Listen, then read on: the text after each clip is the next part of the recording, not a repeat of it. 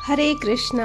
काशी खंड अध्याय 65 में कहा गया है कि देवी पार्वती उन भक्तों को आशीर्वाद देती हैं जो कंदुकेश्वर की पूजा करते हैं। इसके अलावा देवी पार्वती स्वयं इस लिंग की प्रतिदिन पूजा करती हैं।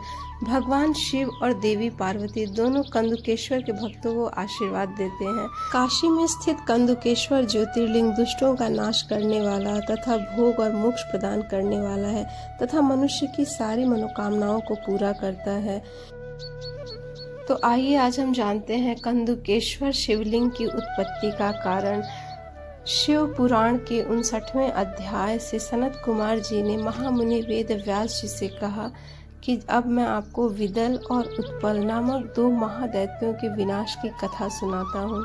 विदल और उत्पल दैत्यों ने ब्रह्मा जी की कठोर तपस्या करके उनसे किसी भी पुरुष के हाथों से न मरने का वरदान प्राप्त कर लिया था। यह वरदान पाकर वे दोनों दैत्य अपने को महावीर, बलवान और पराक्रमी समझने लगे थे।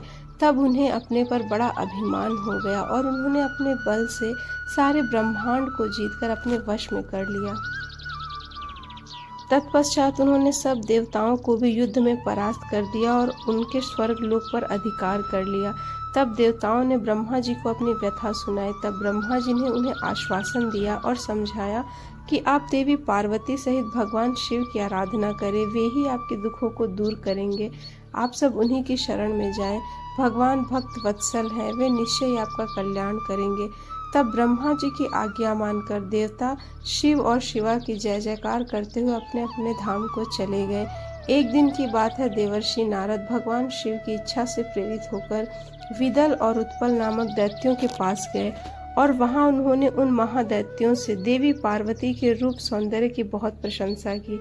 उनके रूप की प्रशंसा सुनकर दैत्य काम से पीड़ित हो गए और उन्होंने अपने मन में देवी पार्वती का हरण करने के बारे में सोचा।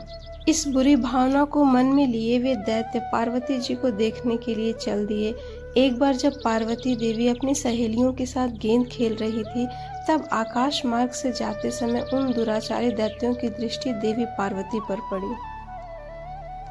वे महादैत्य शिव गणों का रूप धारण करके माता के निकट पहुंचे। उनकी आंखों की चंचलता को देखकर भगवान शिव ने उन्हें तुरंत पहचान लिया। उन्होंने अलौकिक रीति से देवी पार्वती को भी इस बात का ज्ञान करा दिया कि वे शिवगण नहीं अपितु राक्षस है। अपने आराध्य पति सर्वज्ञ शिव की बातों को देवी पार्वती ने समझ लिया। महादैत्यों को उनकी करनी का फल चखाने के लिए माता पार्वती ने अपनी सखियों के साथ खेलते खेलते इस प्रकार से गेंद घुमाकर मारी कि उसके चोट से चक्कर खाकर विदल और उत्पल नामक दैत्य धरती पर इस प्रकार गिर पड़े जैसे तेज वायु के झोंके से पके हुए फल टपक कर धरती पर गिर जाते हैं। जिस प्रकार वज्र के प्रहार से बड़े बड़े शिखर पल में ढह जाते हैं, गिरते ही उनके प्राण पखेरु उड़ गए। इस प्रकार उत्पल और विदल नामक महादैत्यों का वध करने के पश्चात वह गेंद ज्योतिर्लिंग के रूप में परिणित हो गया और यही काशी में स्थित कंदुकेश्वर ज्योतिर्लिंग के नाम से विख्यात हुआ। शिव और शिवा की इस अनुपम कथा को सुनने अथवा पढ़ने से भय और दुख दूर हो जाते हैं तथा सुखों की प्राप्ति होती है और अंत में दिव्य गति की प्राप्ति होती है।